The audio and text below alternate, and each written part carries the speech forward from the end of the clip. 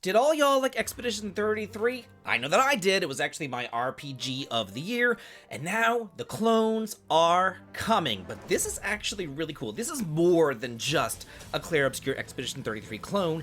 This here is actually a remake of a long-running game series. Whenever I say long-running, I mean long-running. There's over 7 of them. I think that there's 9 games in this series, and it's been around since 1995. And now, the very best one in the series, the 4th game, is getting a remake in a Clair Obscur Expedition 33 kind of style, and that's really freaking cool, and I definitely do want to tell you all about it, and I do think it's worth the sub as you come and join a party and you level on up with me. Thank you so much for your sub, your like, and your hype. It helps me out a ton. So, what am I talking about? This is Sword and Fairy 4 Remake. It got an official trailer. We first heard about this over a year ago. A debut trailer was released, and I'm going to show that right now. And you can see some of the combat scenes right here, and it was very kind of like action-y combat. It looked like they made it to like just like an action RPG, even though the original games were all turn-based RPGs. So maybe they just didn't have the combat down refined, maybe this was just cutscenes, maybe they didn't show like actual gameplay, if you know what I mean. But now they are showing gameplay, and they looked at Clair Obscur and they're like, that's the gameplay that we want. So they went ahead and they quoted, they said, "This single-player turn-based RPG is reborn in Unreal Engine 5 with the latest technology. Set off on a journey to find the immortals with God."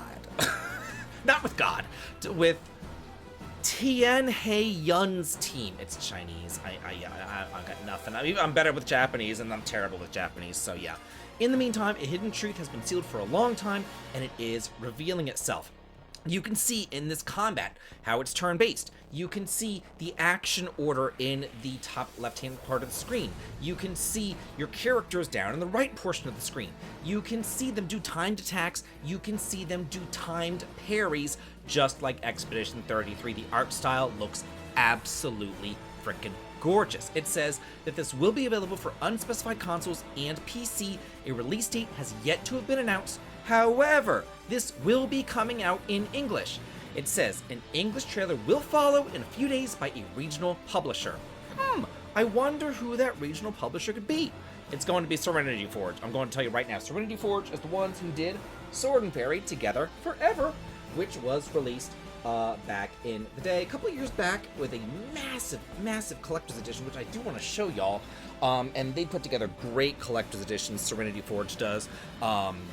And they've been doing these Taiwanese, Chinese RPGs for a while. They not only did Sword and Fairy, they also did Wan Sword, Mist Beyond the Mountains, which apparently is another long-running Chinese series that I didn't know about. I need to get both of these series. Like, I've had these collector's editions, and I've wanted to get into them, but it is part of the backlog. My backlog is just as real as y'all's backlog, and both these games are part of the backlog, though I can totally see myself playing these and, you know, getting them out of the backlog now that I know more about the series, now that I see this remake is coming, now that more games are coming.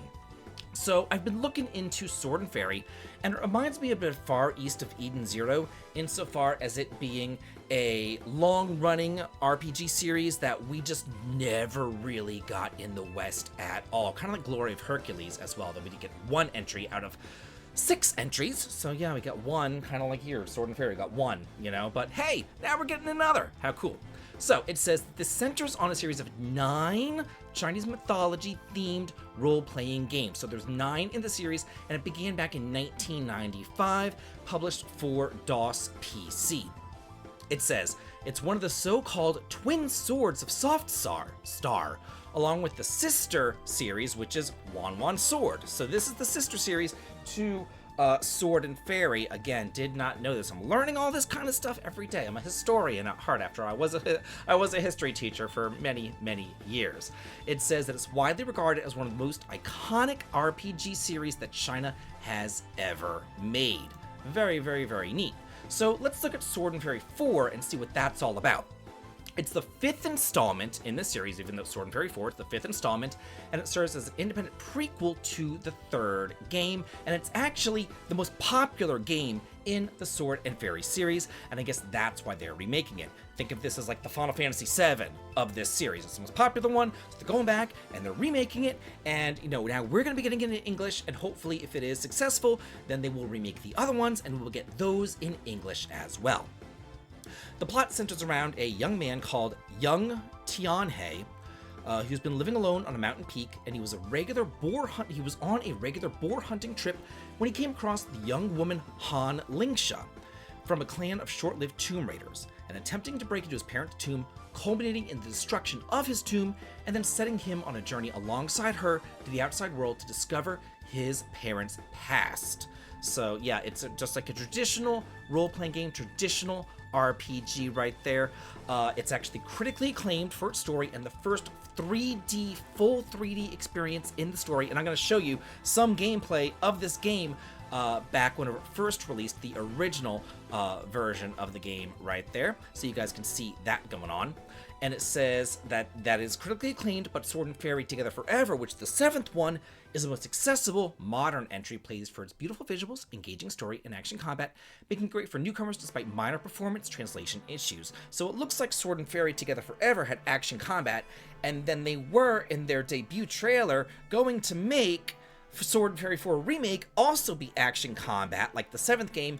Then they saw Expedition 33, and they were like, nope, no ma'am, we are not doing that. We are making this turn-based combat. I love it. Say what you will about Expedition 33. Personally, I loved it.